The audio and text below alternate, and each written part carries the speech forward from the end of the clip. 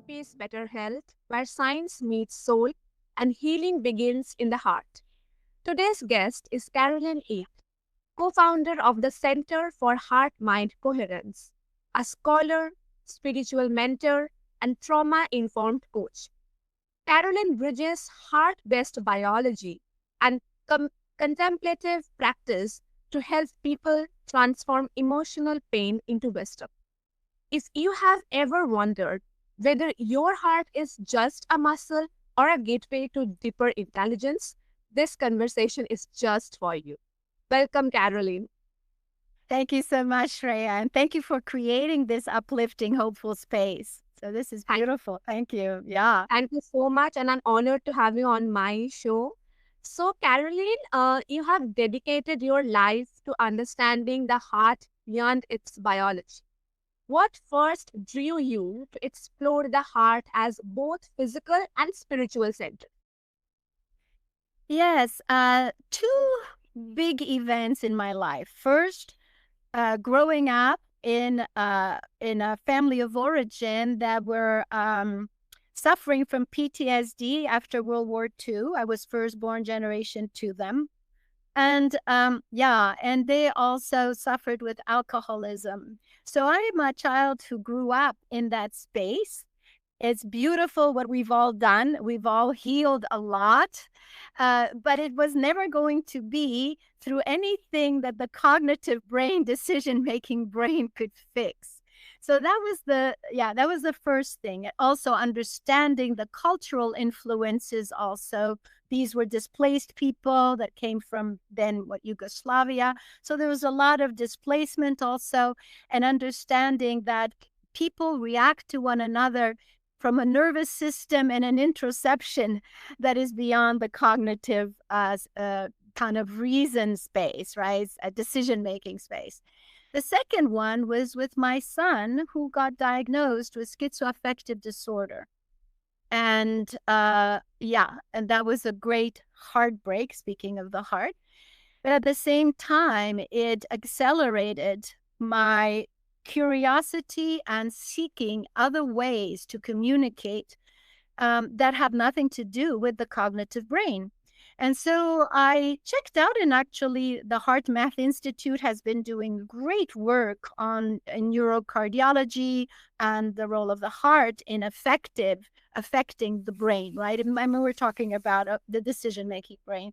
And I started practicing more intensely. I've already had a contemplative practice and meditation and prayer, which have been consistent. As they say, a safe nervous system detoxes the past. So this has been really important. But when then my son went through this, I decided to even more go into working with the heart. And it is amazing what has been happening between my son and myself. In the sense that I don't need to speak about it. In the early stages, I used to fight the disease and think that if I just say the right thing, we'll get into the right place. But when I started letting go and working with the heart, and there are great breath practices that one can do by focusing on the heart, things started softening. And there was greater space for my son to just find the safety of going and holding. And so I could hold much easier his own distress. I could hold his suffering with greater capacity. And so this heart, as you can see, this has just been the saving grace for me. That's where I go to, my heart. Yes. That's such a heartfelt story. And your curiosity opened a path for so many can now walk. So, was there a personal moment, perhaps with your son, that you shared that crystallized this path for you? Yes. As you do the work, the inner work of the heart, and I speak about going into the chambers of the heart, the mystery of the heart, we know from a biological perspective that the heart is sending more messages to the brain and we're talking about, again, the decision-making brain, then the decision-making brain can to the heart. So the brain is constantly reacting to whatever is going on in the heart. I often speak of the heart as the clearinghouse of emotional energies. And I say this not only is neuroscience kind of catching on to this, but the fact is that we know across cultures and across peoples on the planet that we never say, oh, what a joyous brain. We all say, oh, what a joyous heart. We never say, oh, what a courageous brain or what a loving brain. We all know that it's in the heart, right? And of course, neuroscience is checking if it has to do with the vagal nerve surrounding the heart or whatever it is, right? But we know in a practical way that the emotional energies are connected to the heart.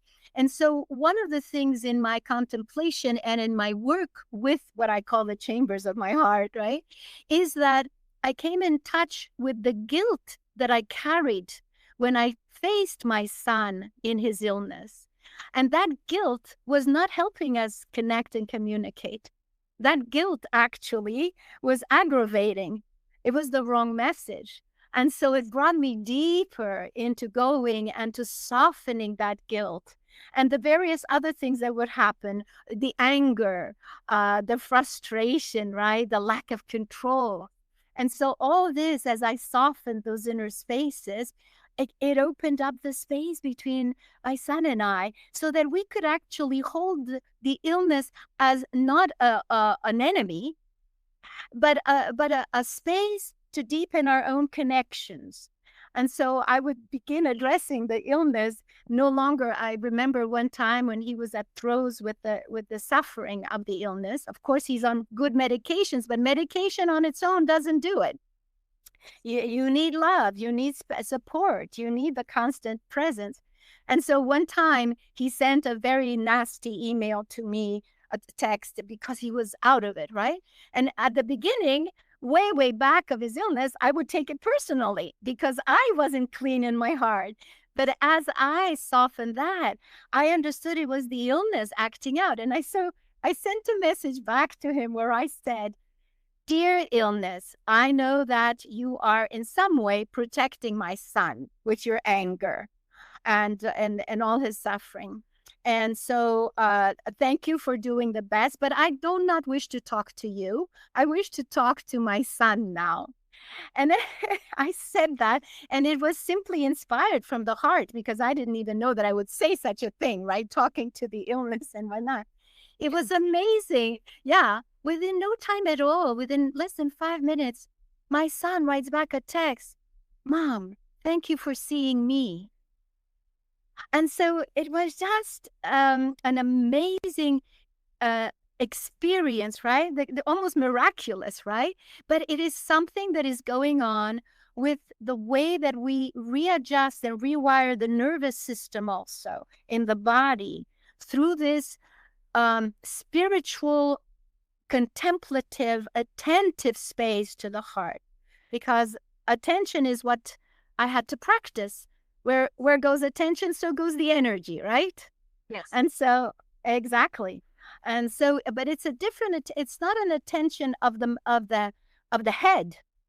It's an attention of a kind of awareness towards the heart, within the heart, and allowing that to open up and flourish.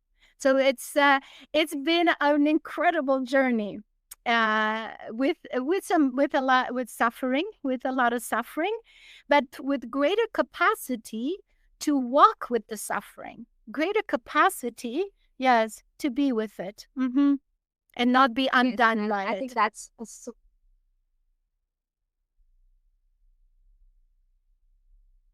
yes. And that's so much inspiring story, and the way you dealt with it and you revert back to it, it's such a wonderful thing. So the term heart-mind coherence is so evocative. How do you define it, and how can we experience it? Yes, so it is a situation where actually what I would call where we are integrated. That is that what we say and think, speak, and act is aligned.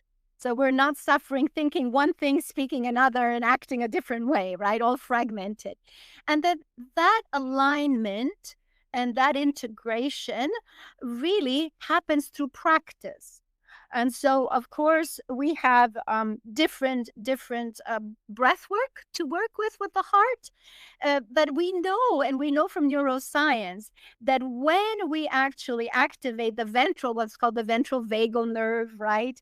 And when we actually down-regulate, that then we clarify also the spaces in the brain. The brain can be more open and think more clearly.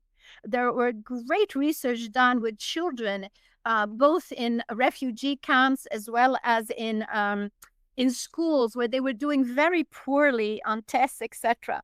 And the teachers had given up on them.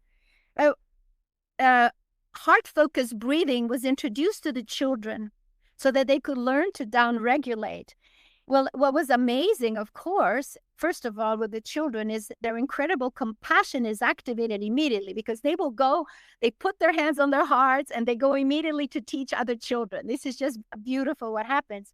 But within a couple of months, their tests would go up.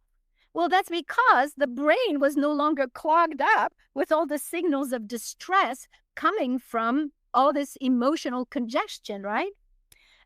So that is an example of a very practical way of helping align the heart and the cognitive brain. Yeah. Yes, that's so wonderful. And that's such a resonated definition, bringing the heart and mind into harmony.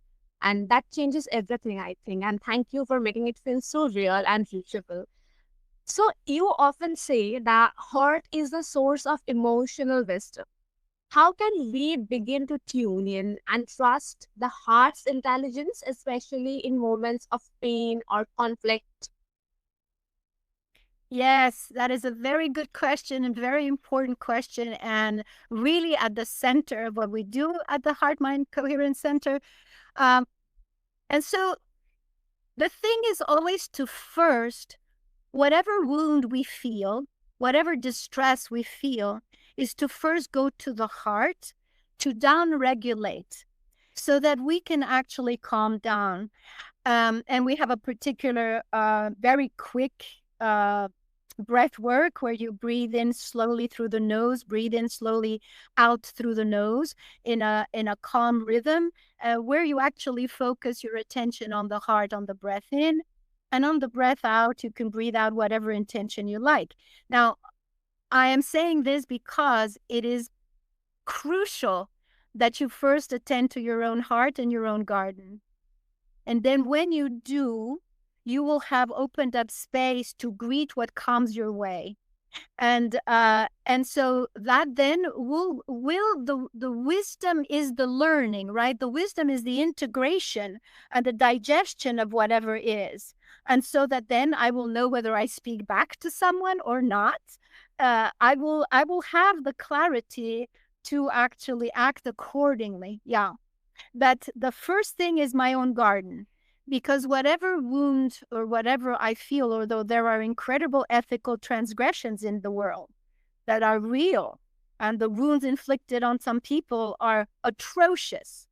And so those people need to be held first, because it's not by down-regulating themselves after assault. So I want to make sure that people understand that we need to run and hold the people in distress who are oppressed or who have been hurt terribly in the wars, in the that out of everyday practice, to notice my wound or to notice my reaction is the first step, because it's that reaction that actually needs to be softened so that I find the freedom to do then the right action. Mm-hmm. And that's such a gentle wisdom. Learning to trust the heart in hard moments is really a true courage. And thank you for guiding us towards that deeper learning. So as someone trained in trauma-informed care, how do you help people access heart wisdom without bypassing the deep emotional wounds? Yes. Well, we do actually create space to go and look at what we call core emotional addictions. That is that we lead people through our sessions and our workshops and our therapies to actually notice gently without forcing where the wounds lie and what are the patterns attached to them, behavioral, self-sabotaging patterns, repeating patterns. We always then look at the emotions that fuel those patterns. We call them core emotional addictions to security, power, control, sensation, and also struggle, suffering. That is unnecessary suffering, but where the system somewhere along in the core, in the family of origin, and sometimes even transmitted by ancestors, the system is looping. It was what we call looping. That is, that it is kind of stuck in a space where the same event triggers the same emotional response and the same then, actual behavioral responses. And so once we help the clients recognize these patterns, and we create actually visuals. We create visuals of these very tender trauma-based spaces. Then we go and work with the emotions. But I want to underscore also that we do not define trauma necessarily by the event itself, because trauma is actually the interpretation of the event as it falls into a nervous system. You can have, exactly, because you could have let's say two people, and one stranger shows up at the door. One of the people, let's say her name is Mimi and the one is Gigi. And so Mimi looks at the smile of the stranger, and in her nervous system, it's connected to, well, safety and friendship and joy, and she smiles back. But to the other one, it's connected with deceit, danger, right? Mistrust. And she thinks, what do you want from me? And doesn't respond to the smile, right? So it's very important that we also understand that trauma is an inner experience of an event. This does not discount, of course, when a bomb falls next to you, you will certainly feel it. But then even in wartime, when we have actually soldiers who come back, two soldiers, same horrific event, they come back, one develops complex PTSD, the other one is shaken and needs help, but is more resilient in integrating back into society. And we're looking at this, and this is because, again, one came with a nervous system that was going to be much more affected by the event. And so understanding also the loops that live in our nervous system from our family of origin, perhaps ancestrally transmitted, is what then helps us create the jumping board, right? To go deeper then into the emotions and healing those core addictions. Yeah, because the body becomes dependent on certain emotional tonalities. And this is what we begin healing. Yes. That's such a vital balance, honoring pain while opening to heart wisdom. That's such a real healing. And thank you for holding both such compassion and care. So, what does it mean? Live with reverent attention to the heart in today's noisy, fast-paced world.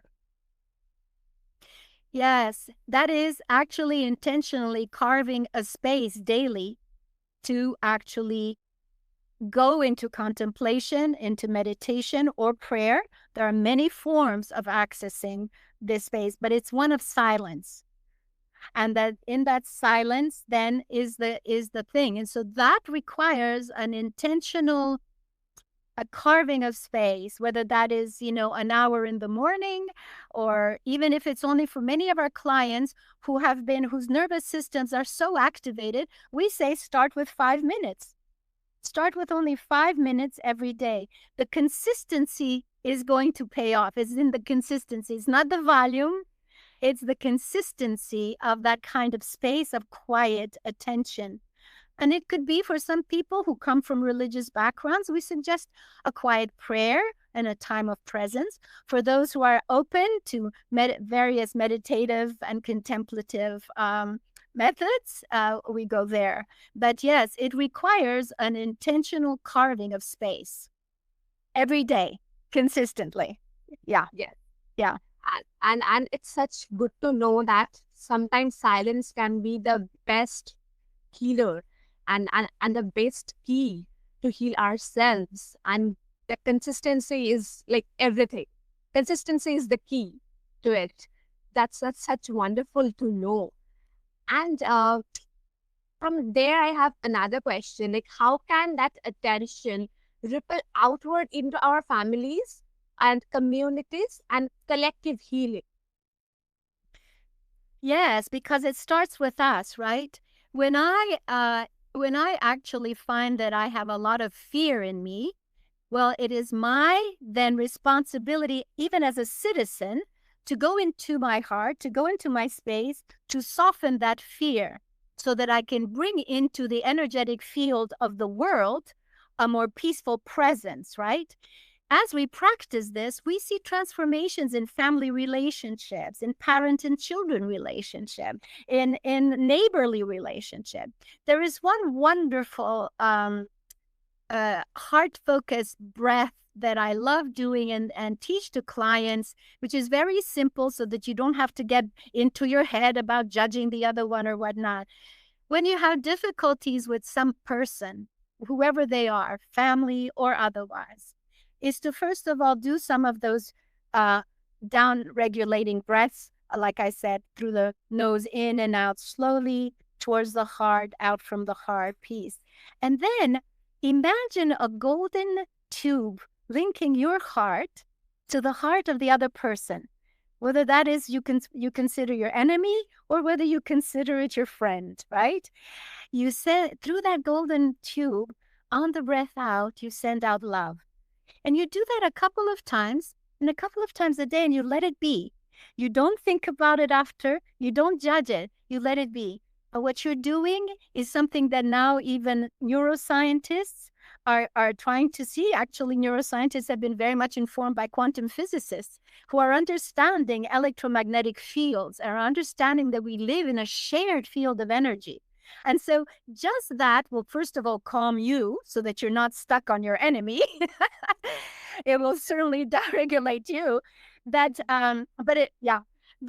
you are actually intentionally then sending into the field grace and peace and love. So yes, it always starts with me, and then it will make me a better citizen, a better mother, father, spouse, friend, etc. Yes, absolutely. And that's wonderful that if I am a good person, then like I can share my energy to others. Like if I'm feeling good, then I can make others feel good too. That's so wonderful. And after this, if my listeners want to connect with you, then what's the best? Yes, so you can go to our website for the Center for Heart Mind Coherence, and it's cfhmc.com. I don't know if you can put that on your when you do that, but it's C for centers, F for now I'm getting confused. A minute. It's cfhmc.com. And then you'll have a contact form. You can check our website and we will get back to you within 24 hours. We respond and you can write your note and what you would like to do. But going to the website will give you a lot of information. We also have a free heart-to-heart meeting every second Tuesday of the month. Again, you can find that on the website. And we have it costs $75, but it's a video that helps you actually already see what you might be carrying in terms of emotional stuckness and loopiness. And that's also available on the website. Okay. And I will make sure to attach all the details and all the links below so that our listeners can find them easily and reach out to you. And thank you, Caroline, for this wonderful conversation and for opening the doorway to the wisdom of the heart. And to my listeners, to everyone listening, your heart is not just a vessel for blood, but a portal for truth. In a world pulling us outward, may we return inward. Tune into the rhythm, the signal, the silence of your heart. There lies your healing and ours. Until then, stay tuned, Stay grounded, be creative, and listen to inner peace better.